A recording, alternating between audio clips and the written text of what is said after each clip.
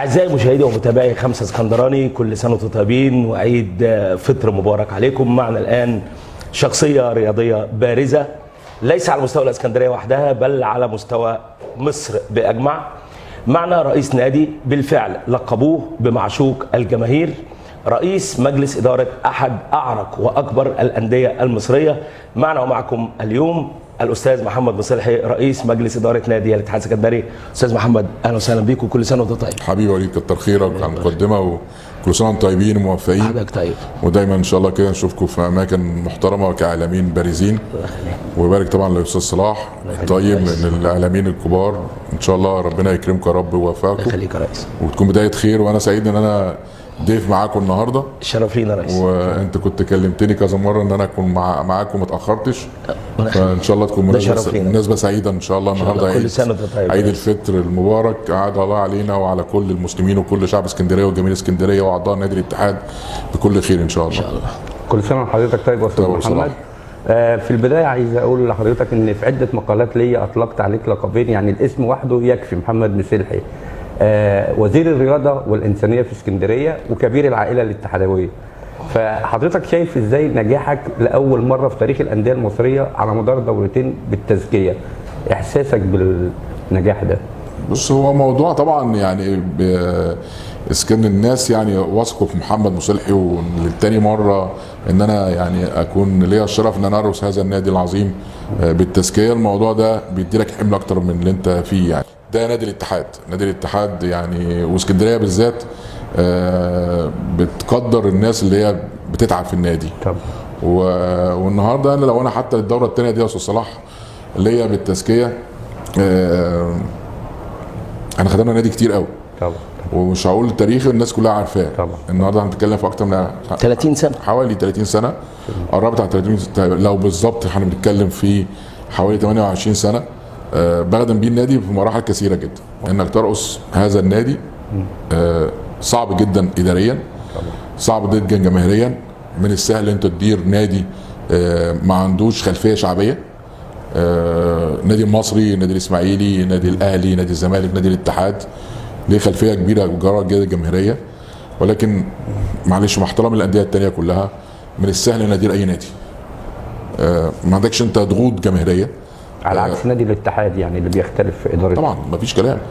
مع احترامي يعني انت حضرتك مثلا تتكلم على نادي بيراميدز، تتكلم على نادي سموحه، تتكلم على نادي فيوتشر، تتكلم على نادي مفيش اي ضغوط. مفيش اي ضغوط طبعا. ما عندوش ضغوط طبعا. انت فاهم ازاي؟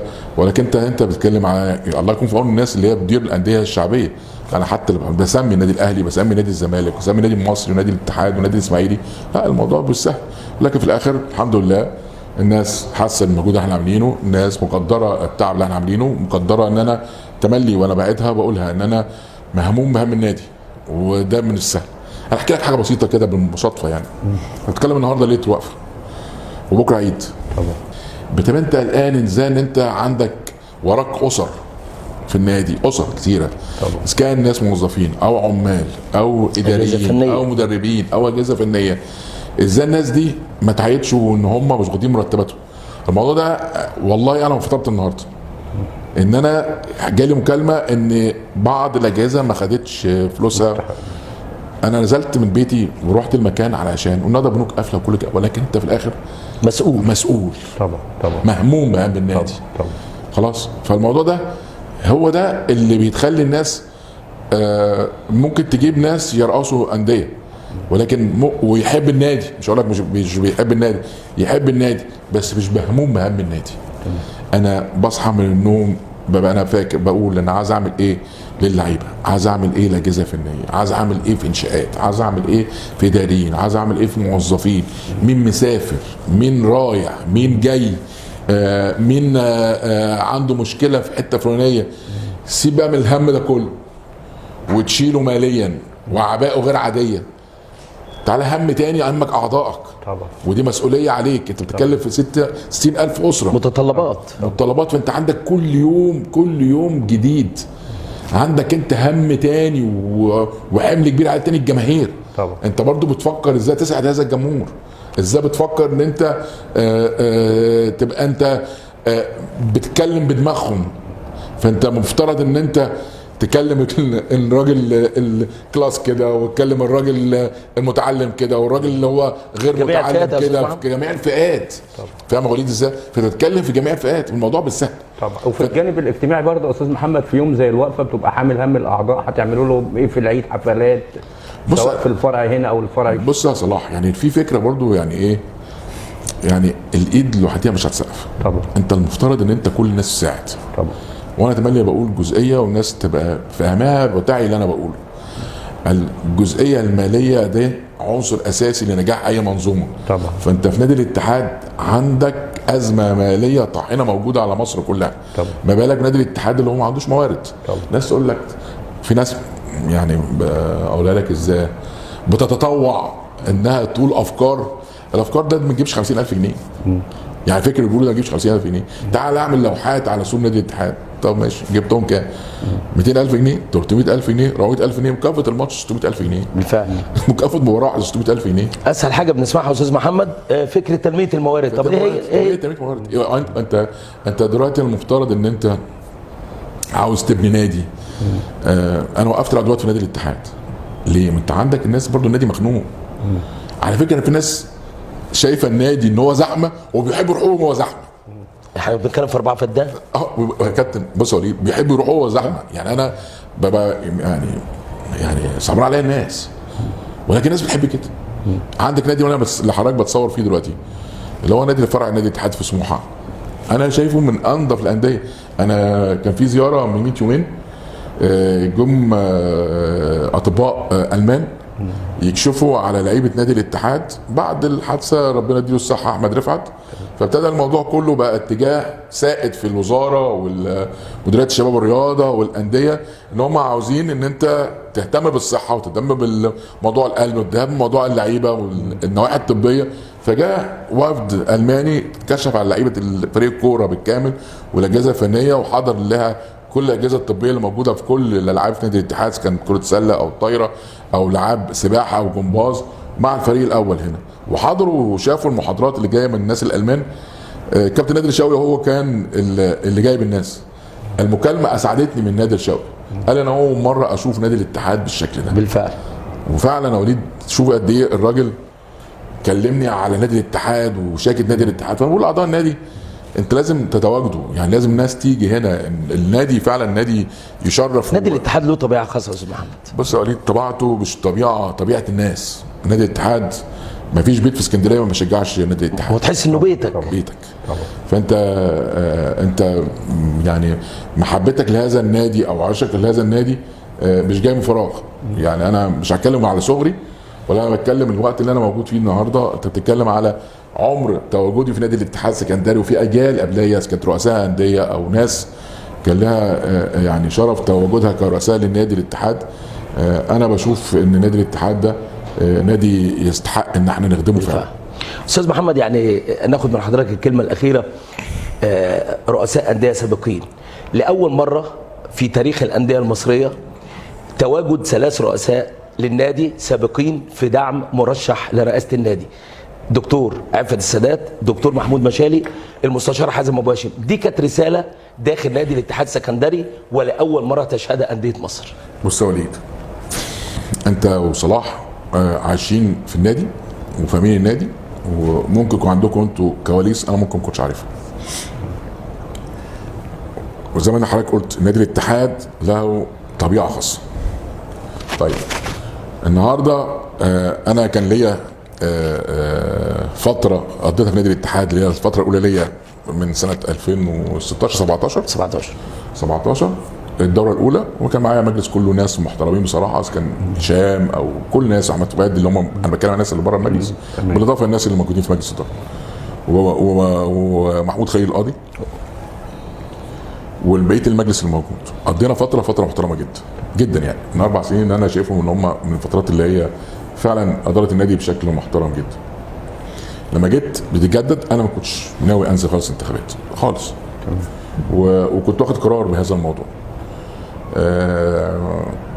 مش هقول لك ضغوطات بقى والناس وحمله ومش حمله، معلش احنا وصل بينا السن ان انا مش مستني حملات.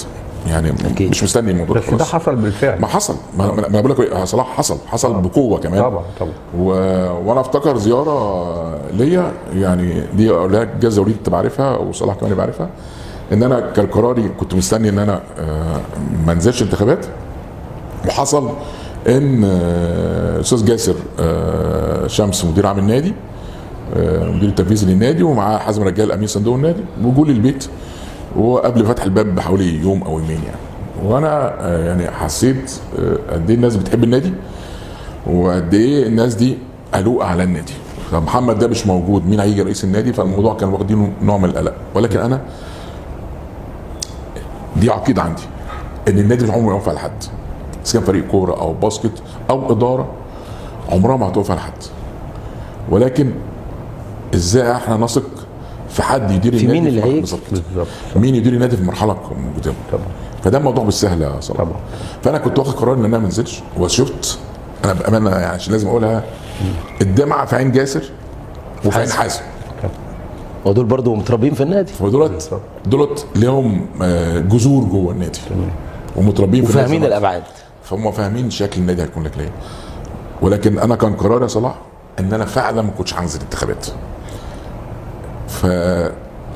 فاضطريت ان انا انزل. وكان عندي برضو دي حاجه لازم الناس تبقى عارفاها، كان عندي شرط.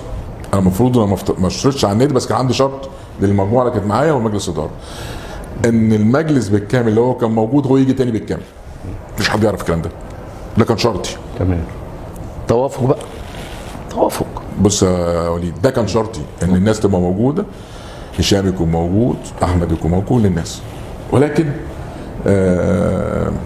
في ناس بعدت ما قدرتش، وابتدى ان احنا ان انا نجيب حد يعني 3 عنصرين انا شايفهم محترمين، كان الاستاذ محمد احمد سلامه او الاخوي محمد خميس. فالناس ابتدت انها تخش، ولكن فعلا كان يا وليد اصراري عدم خوض الانتخابات. ولكن مشينا. تقول لي انت ما كنتش عايز تنزل ليه؟ كرسي نادي الاتحاد ده بريقه كبير جدا اكيد جدا. انت فاهم ازاي ان انت تبقى ترقص النادي؟ ما فيش حد في مصر او بلاش في مصر، في اسكندريه ما يتمناش حاجه زي ما كده. يبقاش حاجه زي كده. طبعا. خلينا نتكلم يعني. طبعا. الاستاذ محمود القاضي تاريخ، كمال شلبي تاريخ، مع احترامي للالقاب يعني. انا بتكلم على استاذ عبد الله علي حسن يوسف حويله تاريخ، عبد الله علي حسن الرمالي فريق الرمالي، سعد عقل، دكتور محمود مشالي تاريخ، حبه السادات تاريخ. دول رقصوا نادي الاتحاد. طبعا.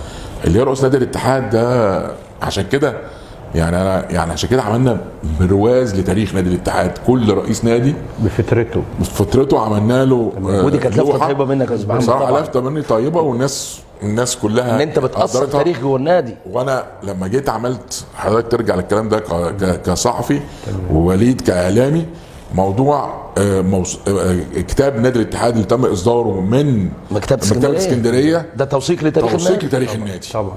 ده توثيق لتاريخ النادي، حدث كبير جدا. وانا اتمنى ان كل الشعب السكندري وكل اعضاء نادي الاتحاد وكل جميع نادي الاتحاد توصل لمكتبه اسكندريه. لو ما عندوش القدره انه يشتري كتاب من مكتبه اسكندريه، على فكره مش ده داخل نادي الاتحاد، ده داخل مكتبه اسكندريه، ويشوف تاريخ نادي الاتحاد والكتاب وشياكته، انا مبسوط انه تم اصداره في عهدي بصراحه. طبعا استاذ محمد، بخلاف احنا لازم نتكلم على مئويه نادي الاتحاد اللي انت ادرت الملف بتاعها وانت خارج موقع المسؤوليه وخرجت بيها بشكل مشرف لنادي الاتحاد. دي حاجه شيء يذكر طبعا. كان طبيعي يعني، كان طبيعي ان انا لما حد يطلب مني ان انا اساعد في خدمه نادي الاتحاد حتى لو انا خارج نادي الاتحاد.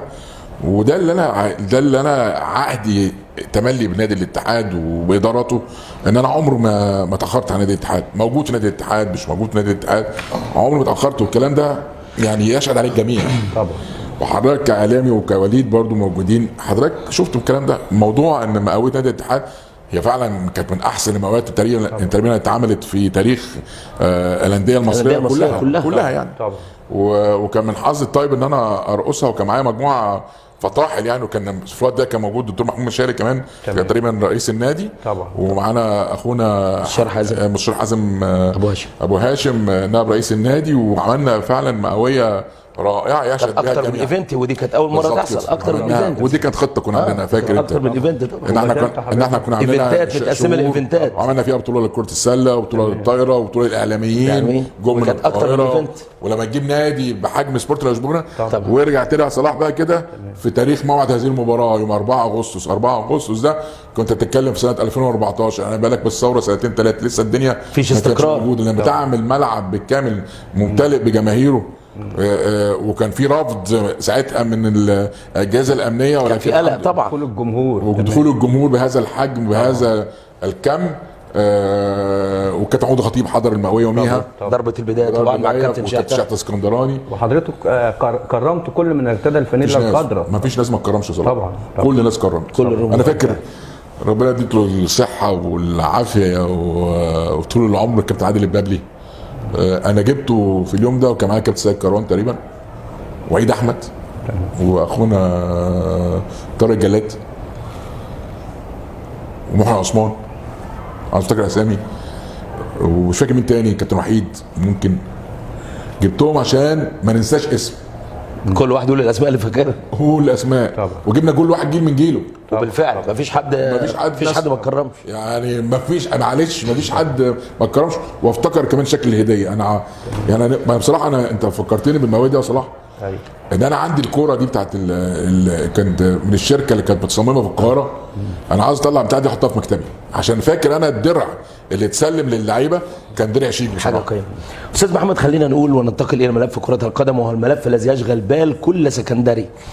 كسبت رهان بالفعل على الكابتن طارق العشري كمدير فني نادي الاتحاد السكندري، وخصوصا ان الكابتن طارق كان طالع من تجربتين سواء فاركو او سموحه.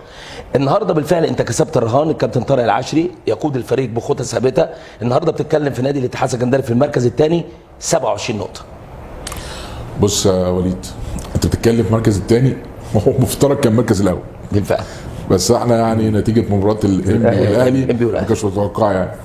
يعني جماهير اسكندريه كل امبارح كانت بتشجع النادي الاهلي، كل جماهير اسكندريه. ولكن انت النهارده لما توصل حتى لهذه عدد النقاط، يعني انا كنت مجتمع مع اللعيبه دلوقتي، وقبل مباراه المصري بيومين اجتمعت مع اللعيبه، وكنت انا يعني محفزهم انا وكابتن عاشي ازاي ان احنا نفوز على النادي المصري. النادي المصري جماهيريه شعبيه، ودعم بشكل كبير، لعيبه على مستوى عالي، ومدير فني قوي، رئيس نادي محترم الاستاذ كامل ابو علي، لا منظومه كبيره كفريق كره قدم، وميزانيه كرويه اكتر من نادي الاتحاد يعني. وطبعا في مساهمات خارجيه طبعا الكل يعلمها للنادي المصري. طبعا. بس هي الفكره كلها انا عاوز ارجع تاني ان احنا في مكانه الى حد كبير طيبه، بقالنا عمر من نادي الاتحاد ما وصلش النقطه دي بصراحه. عندنا مباراتين صعبين لسه مع نادي الزمالك ونادي الاهلي، ولكن انت بيبقى لك هدف، واللعيبه قلت لك في اجتماع دلوقتي ان احنا لازم يكون عندنا هدف ان احنا نوصل افريقيا. لو كسبت ماتش من الماتشين وصلت رسمي لبطوله افريقيا. الموضوع الى حد كبير كنت قبل المباراه اللي فاتت كنت تقول ايه ان الجدول وهمي، ترتيب الجدول دلوقتي مش وهمي. لا دلوقتي خلاص نادي انبي خلاص ماتشاته، انت بقيت مع الكبار ما خلاص نادي انبي خلاص ماتشاته، زد فاضل له ماتش مع الاهلي. تمام. انت المصري عنده ماتش مع سيراميكا وتقريبا مع فيوتشر، فالموضوعات قربت. ولكن انا ارجع تاني ولا معلش سيبك من الموضوع. يعني مركز نادي الاتحاد دلوقتي انا عايز ارجع ل8 سنين ورا، 8 سنين ورا من يوم ما انا مسكت نادي الاتحاد الفتره الاخيره دي. انت بتشوف نادي الاتحاد في مكانه مطمئنه طول الوقت، وبدري ما كانش بيحصل كده. تمام. عد الرؤساء اللي هم رأسوا منظومه كره القدم الفريق الاول الفتره الاخيره كلها، شوف مين المدربين اللي جم دربوا نادي الاتحاد. خلاص انت لما تعد المدربين كلهم على مستوى عالي، الكابتن محمد عمر، الكابتن طلعت يوسف، الكابتن حلمي طولان، الكابتن زوران، الكابتن حسام حسن وابراهيم حسن، الكابتن طارق العشري، عماد النحاس. انت بتتكلم على ناس كلهم مديرين فنيين محترمين اداروا نادي الاتحاد كلهم على مستوى عالي جدا. ارجع بقى تاني بقى الناس عشان بس افكرها بس كده بالراحه. يعني نادي الاتحاد ايه الاماره انه اشترك في بطوله عربيه؟ ده كان سؤالنا. انا ارجع لك انا بقى، نادي الاتحاد ايه الاماره؟ لو ما انت ما عندكش علاقات طيبه مع الاتحاد العربي والساده العرب المسؤولين عن الاتحاد العربي، ونادي الاتحاد يشارك في بطولتين ورا بعض، توصل لسيمي فاينل في احدى البطولات، وتوصل لدور الادوار النهائيه في بطولتين، وتلاعب النادي الهلال السعودي، وتلاعب النادي الهلال السعودي يجي لك هنا مصر، والترجي التونسي، وتسافر البحرين، وتسافر الكويت، وتسافر السعوديه مرتين ثلاثه. هنتكلم لما نادي الاتحاد يا استاذ محمد يقابل الترجي التونسي في ملعب رادس بالظبط كده، وتكسب الترجي في الترجي. فانت عاوز تقول ان نادي الاتحاد خلال الفتره، بس الناس مش بتنسى، في ناس بتتناسى. في فرق طبعا، في ناس بتنسى وفي ناس بتتناسى. انت مره قلت لك في مقاله زي كده، انت قريتها مره كتبتها طبعا. ولكن انا برجع تاني للتاريخ. النادي الاتحاد انه يشارك في هذه البطولات، النادي الاتحاد يبقى في مركز محترم بين الفرق كلها بحجم انديه تفوقك ماليا بكثير، تمام. والنادي الاتحاد في وقت مستقر، تمام. مستقر ماليا، مستقر اداريا، مستقر جماهيريا، ما عندكش مشاكل. قبل كده انت كنت بتشوف نادي الاتحاد كله بيبقى قاعد قلقان خايف من الصراع على الهبوط، وغير كده بيبقى عندك مشاكل ماليه يعني حتى اللعيبه ما فيش مره انا جيت اللعيبه انا اتكلموني في مشاكل ماليه. انت بتتكلم معايا النهارده يا صلاح، وانت بتتكلم عندك مباراه الزمالك، نادي الاتحاد مكافئاته كلها بالكامل، وعقود اللعيبه كلها مسدده بالكامل. فانت تخيل انت بتقعد، معلش ارجع كده ورا كده بعض العصور السابقه، لما كان الناس كانت بتقعد مع اللعيبه تقول لهم ايه؟ الصبر شويه، نصبر شويه شهرين ثلاثه، معلش احنا طب اديني دفعه من الخمس شهور فاتت. مش ده اللي كان بيحصل؟ دلوقتي ما بيحصلش الكلام ده. على فكره بالكلام ده مش موضوع ان انت عندك القدره الماليه كفرد ان انت تدير هذا النادي، ولكن انت عندك فكر بتحاول ان انت تديره وتوائم نفسك، يبقى في نوع من الموائمات. فوصلت نادي الاتحاد بالشكل ده. نادي الاتحاد النهارده لما يكون في مركز متقدم، تتكلم على الاول الدوري او ثاني الدوري، معلش طموح، سقف الطموح عند الناس يا صلاح يا وليد عالي. طبعا انا لسه جاي من عمره، هتشوف الناس الناس العرب او اسكندرانيه او القاهرين، وانت ماشي في السعوديه، شوف الناس قد ايه بتوقفك. ما انا بنتكلم على نجم بقيمه وقدر الكابتن سعيد العوران لما يقف مع حضرتك ويتكلم، يعني يعرف مين هو نادي الاتحاد على الخريطه العربيه مش خريطه الكره المصريه. والله يا وليد، هو انا يعني الكابتن سعيد طبعا انا كان يعني سعدت بيه لما شفته، واتكلم ازاي على اسكندريه، واتكلم ازاي على مصر، واتكلم على تاريخ نادي الاتحاد، والكابتن محمود الخطيب وحسن شحاته، اتكلم على يعني رموز سابقه. بتبقى سعيده يا طبعا، وقال نادي الاتحاد وذكر نادي الاتحاد، لا خصوصا ان انت خارج الوطن، يعني في موضوع تاني. هو بيقول لي ايه؟ بيقول لي هو الاتحاد في مركز الثاني سنه ولا مركز شوف اهو، رحت مريض بتاع انا عاوز اقول النادي الاتحاد في المركز الاول، وانا بحب الاتحاد وبحب نادي الزمالك وبحب الاهلي، بس انا بشجع الزمالك وبشجع دعيت في العمر يا حاج محمد يوم ماتش المصري. اقول لك كواليس؟ طيب ماتش المصري، انا الماتش ده انا يعني صليت تراويح وكان فاضل الوقت بين مصر والسعوديه في ساعه فرق، فابتدى الاستوديو الساعه 10 مساء هناك، يعني 9 هنا، والمباراه الساعه 10، فاضل ساعه يعني. الماتش جه وانا بتفرج على الماتش لوحدي، ولادي كان معايا احمد يوسف وكان عمرو اخويا وابنه احمد كانوا موجودين، بس انا حبيت اتفرج على الماتش لوحدي، ده طبعا يعني احنا عارفين الطباعه دي القلق ولا حد في البيت يتفرج معايا على الماتش خالص، فانا بتفرج على المباراه، ولما بتيجي الاتحاد 1-2-1 مش عارف فاضل خلاص دقيقتين، فقلت خلاص 2-2 نتيجه حلوه، احنا مرضيين، انا فاقول يا رب يعني الدنيا تعدي، ولكن الاتحاد ايه راكب الماتش اخر ربع ساعه. لما جيت ضربه جزاء لمبلولو، انا اوضتي انا قاعد كده على السرير فيو كعبه، ففيو كعبه، فانا ابص على الكعبه، والله لازم احكي لك، فانا قربت من الشباك عمال ابص على الكعبه، قاعد وابص على ضربه الجزاء، يا ضربه الجزاء يا دوبك مبلولو دخلها سعاده. انا طلعت في الكوريدور لقيت احمد ويوسف برضه نفس الكلام وعمرو بيهيجوا. فانا بكلمك على حب وعشق للنادي يا صلاح، يعني ما اعرفش هل الناس كلها تبقى تعي هذا الموضوع او الناس كلها تبقى عندها نفس المشاعر دي، ما اعرفش يعني. وفي جزئيه استاذ محمد بمناسبه وضع نجاح مساعيك في وضع الاتحاد السكندري على خريطه الكره العربيه بمساعيك وعلاقاتك الشخصيه، اذكر ان الاتحاد كان في مره ترتيبه متاخر عن فريق سموحه، والمهندس فرج عامر طلع وهاج وماج وقال ازاي في فريق اقل في الترتيب من سموحه. المهندس فرج كان لذيذ في الحته دي، المهندس فرج عامر يعني تربطت بيه علاقه طيبه جدا يعني، علاقه شخصيه محترمه يعني، وهو رئيس نادي محترم يعني، ولكن انا في اليوم ده انا فاكر كويس لما لقيته اتكلم وقال لك نادي سموحه ازاي كده ومش عارف ايه، فانا كلمته على فكره بعد جماهيري، قال لي انا كمان نادي جماهيري نادي جماهيري، ده معظم اعضاء سموحه بيشجعوا اهلي وزمالك يعني. اكيد يعني. طبعا ده هيخلينا طبعا نطلع فاصل، اعزائنا مشاهدي ومتابعي 5 اسكندراني، ده اللي هيخلينا نطلع فاصل ونشوف اراء البعض داخل نادي الاتحاد السكندري ورسائلهم الموجهه للاستاذ محمد مصلحي. احب اقول لرئيس النادي انت فعلا الفتره دي تعبت جدا، وكل الناس عارفه وشايفه المجهود اللي انت بتبذله في النادي، اذا كان مجهود بدني ومجهود عقلي ومجهود مالي، لكن في الاخر في حاجه اسمها نادي الاتحاد. انا بتمنى ان انت يبقى نادي الاتحاد قدام عينيك برضو وتبص على نادي الاتحاد. القصه مش احنا مش عاوزين نضغط على رئيس النادي، لكن ده الوضع الطبيعي ان الفتره القادمه محتاجه استقرار، محتاجه النادي يكمل في استقرار. الانديه والمؤسسات دلوقتي اللي بتحصل فيها هزه في التوقيت ده صعب انها تقوم تاني، فاحنا حافظنا او في حفاظ على النادي، يا ريت يبقى في استمرار في الحفاظ على النادي. اولا هو مش اختيار استاذ محمد اللي هو يبقى رئيس نادي، هو ده اختيار اعضاء جمعيه واختيار جماهير هي اللي بتختار استاذ محمد. بالنسبه لاستاذ محمد شخصيا، استاذ محمد يمكن انا من اقرب الناس ليه في المجلس، هو ممكن نقول عليه فاض بيه الكيل. الموضوع صعب ماديا، صعب. يمكن اول مره يمكن اتكلم في ارقام. نادي الاتحاد متوسط دخله اليومي على مستوى السنه كلها حوالي 250,000 في اليوم، من 200 ل 250,000 في اليوم. احنا مصروفنا يوميا يتجاوز المليون جنيه كمتوسط. طبعا يعني العجز ده رهيب، بتتكلم في حوالي عجز 200 مليون في السنه. مين اللي يقدر يتحمله؟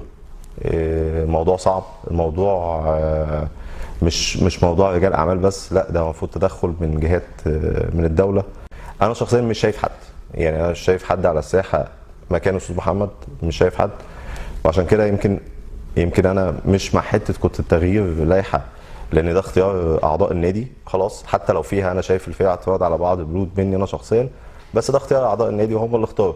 بس في الظروف الحاليه للنادي والظروف الحاليه اللي بتمر بيها الدوله، انا شايف الاستاذ محمد لازم يكمل دوره كمان. استاذ محمد طبعا اب لينا كلنا، وانا شخصيا بعتبره اب ليا، وبتمنى طبعا يغير قراره ده ويفضل معانا. كل جمهور الاتحاد بيحبه، يعني ما فيش حد في منظومه الاتحاد ما بيحبش الرئيس وما يتمناش ان هو يكمل معانا. بتمنى طبعا ان هو يكمل معانا ويبقى ساند لينا ودعم لينا ودعم النادي الاتحاد.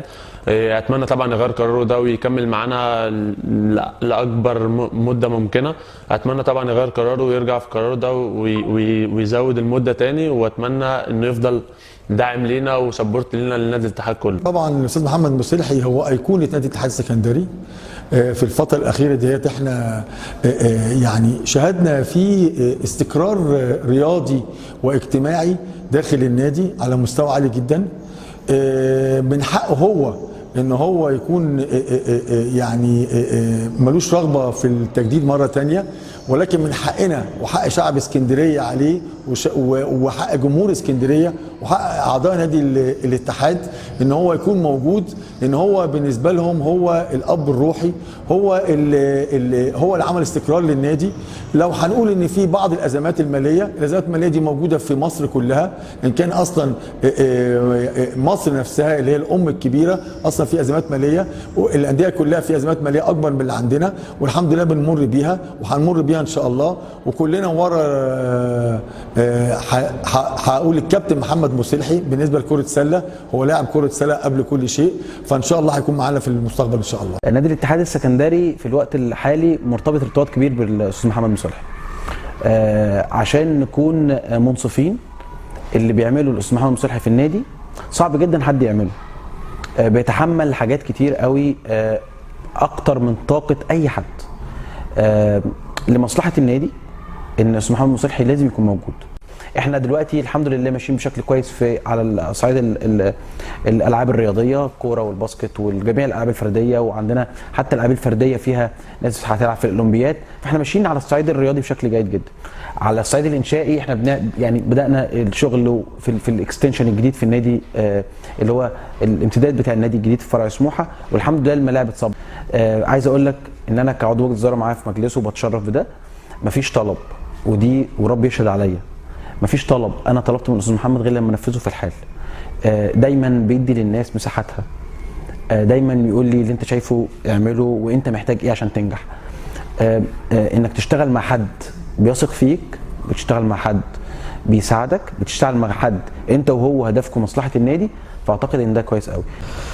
في الحقيقه ده يعني الموضوع ده احنا اتناقشنا فيه كتير مع الاستاذ محمد مصلحي في الجلسات المغلقه، ويعني انا بكل كامل المجلس بنضغط على الاستاذ محمد مصلحي ان هو يتراجع عن هذا القرار. اولا شق الحب للاستاذ محمد مصلحي ده شق خاص. الشق الاهم هو الشق الموضوعي، مصلحه النادي.